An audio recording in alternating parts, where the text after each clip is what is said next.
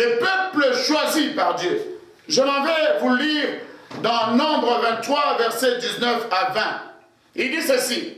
Dieu ne pointe un homme pour mentir, ni fils d'un homme pour se repentir.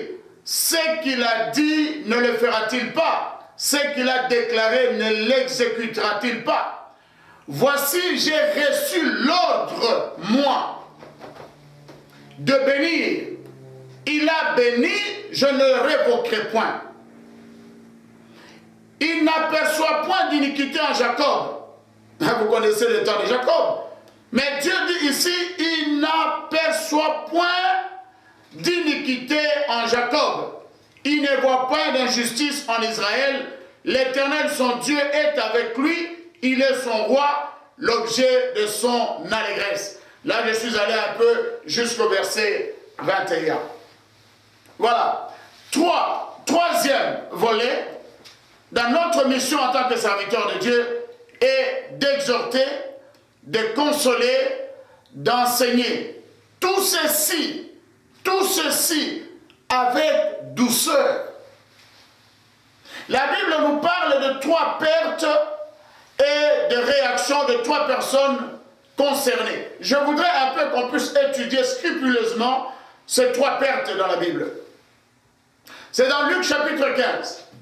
Si vous lisez proprement ces chapitres avec attention, la première perte fut celle de la brebis. On voit les bergers se lever pour aller à la recherche de cette brebis. Deuxième perte, c'était des drachmes. On va voir la dame se lever, fermer la maison et aller à la recherche de la drachme. Mais à la fin de chaque chose, il y avait une fête, une festivité. Donc on associait les autres. Troisième perte. Faisons attention, je vais plus un peu traîner sur cette troisième perte. C'est la perte de l'enfant, du fils. Comment cet enfant fut perdu? Par son propre chef. Il a dit, papa, donne-moi mon héritage, je m'en vais loin de toi. Cet enfant est parti, mais un jour, l'enfant est rentré en lui-même. Le papa ne l'a pas harcelé. Le papa, il était riche, il avait le moyen d'envoyer des soldats l'arrêter, quoi que ce soit. Mais le papa a entendu le bon moment de la conscientisation de l'enfant pour que l'enfant lui revienne. Et lorsque l'enfant confessait ses fautes, le papa ne prêtait même pas égard à ce qu'il disait. Il a organisé une festivité où tout le monde était heureux, sauf l'autre frère qui n'a jamais commis de péché, qui n'est jamais sorti, qui n'était pas heureux. Au moment où tout le monde était heureux, lui n'était pas heureux. Voilà aussi l'exemple de Lise et de Blaise Manzambi. Les succès en disant, est-ce que être bien habillé, avoir de bien, être riche, vendre ses produits est un péché? Ça n'a pas de sens. Ça n'a pas de sens. Voilà. Je vais lire alors, pour conclure cette partie sur les 3 pertes, 2 Pierre 3, versets 9 à 10. 2 Pierre 3, versets 9 à 10. Qu'est-ce que ce passage nous dit? 2 Pierre 3, versets 9 à 10, dit ceci.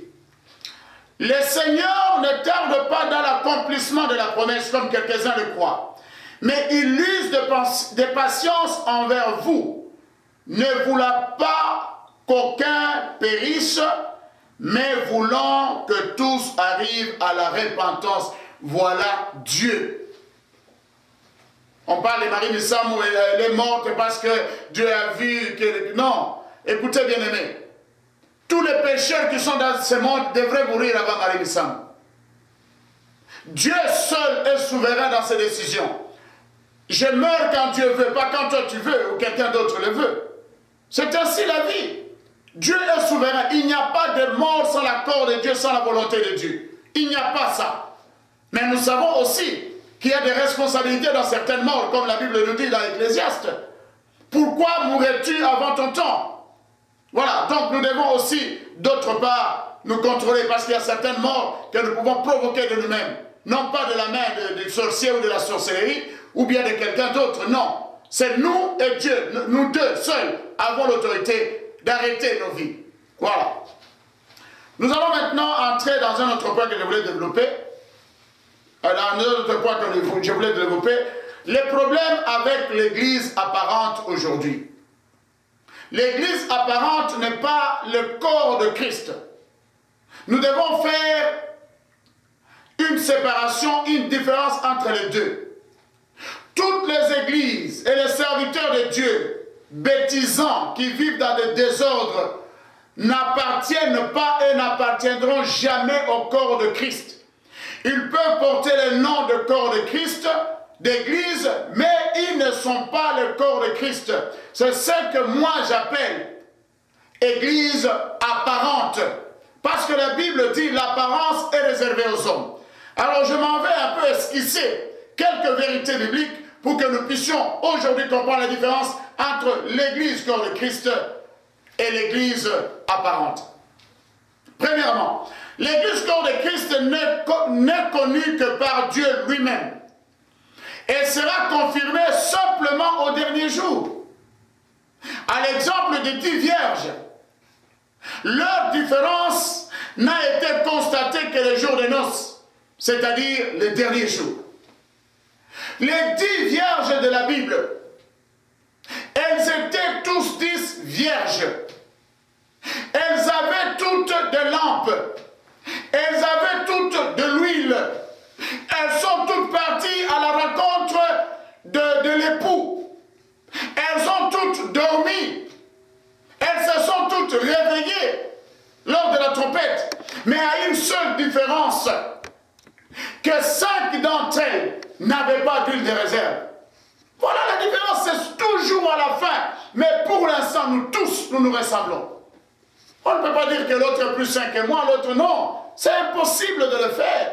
Ce n'est pas notre affaire. Ce qui est apparent est aux hommes. Alors, plus jamais, nous aurons l'opportunité de confondre l'église apparente et l'église corps de Christ. Celle-là, elle est sainte dès maintenant. Comme Dieu avait dit à Élie, j'en ai encore 7000 autres qui n'ont pas plié leurs genoux devant Baal. Alors, même Dieu lui-même n'est pas encore assis sur le siège des juges. Pourquoi vous, le saint, je mets ça entre guillemets, le saint, les membres de l'église apparente, vous vous affairez à juger, juger, juger. Même Dieu lui-même n'est pas encore assis sur le siège des juges. Tout est en suspens. Que nous tous, nous prenions conscience de cela. Tout est en suspens. Le jugement est en suspens. Parce que ce n'est pas encore l'heure du jugement, mais c'est l'heure de gagner les âmes pour Christ. La Bible dit dans Genèse 5, verset 24. Je m'en vais lire cela. Genèse 5, 24.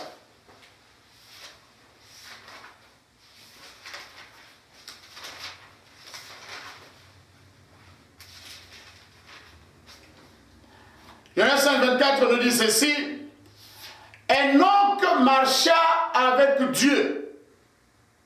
Puis il ne fut plus, parce que Dieu le prit. À l'époque d'Enoch, les gens vivaient plus de 900 ans. Mais cet homme Enoch qui a marché avec Dieu fut pris par Dieu. À quel âge? S'il vous plaît, 300 ans. Les 1/3 de durée de vie des autres. Ce n'était pas parce qu'Enoch était pécheur, c'est parce qu'il a marché avec Dieu. Je pourrais même confirmer que la sœur Marie Missamou est partie très tôt parce qu'elle a fait en peu de temps des choses que les autres, il leur faut 200 ans pour accomplir. Voilà, bien aimé dans le Seigneur. Enoch a marché avec Dieu, puis Dieu le prit et il ne fut plus. L'église apparente est une mascarade. Car les gens qui rêvent, qui ont des songes ou des visions, parce qu'ils sont confirmés serviteurs de Dieu. Et il y a un sacerdoce. Mais non, on ne devient pas serviteur de Dieu par un claquement de doigts. Mais dans l'église apparente, quelqu'un fait un bon rêve, ça se réalise demain, il est serviteur de Dieu. Il cherche son endroit, il s'établit. Et il fait église. C'est pourquoi même on ne vous accepte pas comme des églises, on vous accepte comme des associations. Parce que même les païens, même les gouvernements, l'administration ne reconnaît pas l'Église dans ce sens-là. Il faut qu'il y ait un peu de sérieux. Vous qui vous établissez les serviteurs de Dieu. L'ordination est très très importante dans l'Église. Je vais y arriver. Devenir serviteur de Dieu n'est pas par spontanéité. C'est un processus. Même Saul, qui était docteur de la loi, il connaissait la parole de Dieu parfaitement parce qu'il a été dans des écoles, des bonnes écoles. Lui qui était docteur de la loi devrait observer quelques temps sous les pieds d'Ananias, à l'ordre de Dieu lui-même, et aussi des apôtres à Jérusalem, auxquels il s'est référé continuellement. Voilà l'exemple. Un docteur qui va se référer continuellement à Pierre et aux autres qui, dans la Bible, on démontre, ils n'ont pas eu d'éducation. Mais ils ont passé plus de temps. Leur école, c'était l'école de Jésus-Christ. Et celui qui vient des grandes écoles devait se référer à ceux-là. Parce que c'est eux qui avaient la vérité de la part de Jésus-Christ. Alors, je voudrais conseiller ceci. L'ordination est très nécessaire. Non seulement sous sa forme cérémoniale, mais la mission du serviteur doit être solennellement décidée par un collège des anciens. C'est très, très important. La Bible n'est pas une autorité absolue. C'est la parole de Dieu qui est contenue dans la Bible, qui est une autorité absolue. Je vais vous le prouver. Je m'explique. La Bible elle-même, le mot Bible, n'est pas ça. C'est scientifique. Ça vient de Biblia, qui signifie simplement bibliothèque. Il y a autant de Bibles sur cette terre. Mais ce qui est plus saint, c'est la parole de Dieu contenue dans la Bible. Je m'explique.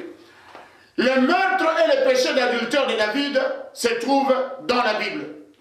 La tricherie de Jacob et ses craintes sont dans la Bible. Et la Bible, bien aimée dans le Seigneur, est progressive dans son histoire, mais Dieu est imminent et hors du temps. Il fait tout avec harmonie, même si aux yeux des hommes, il apparaît contradictoire. Ça, c'est Dieu. Parce que la sagesse de Dieu est une folie pour nous. Mais notre sagesse est aussi une folie pour Dieu. C'est ce que nous devrions comprendre. La Bible est certaine là-dessus. Nous connaissons en partie. Nous prophétisons en partie. Mais Dieu s'adresse à chacun d'entre nous d'une manière propre, par un rhéma, kasarhéma, par un rhéma, une parole individuelle. Voici comment Dieu travaille. Lys et Blaise n'ont pas tué et ils n'ont pas commis l'adultère comme David. On a fait un tollé en appelant au boycott de Kasarhéma.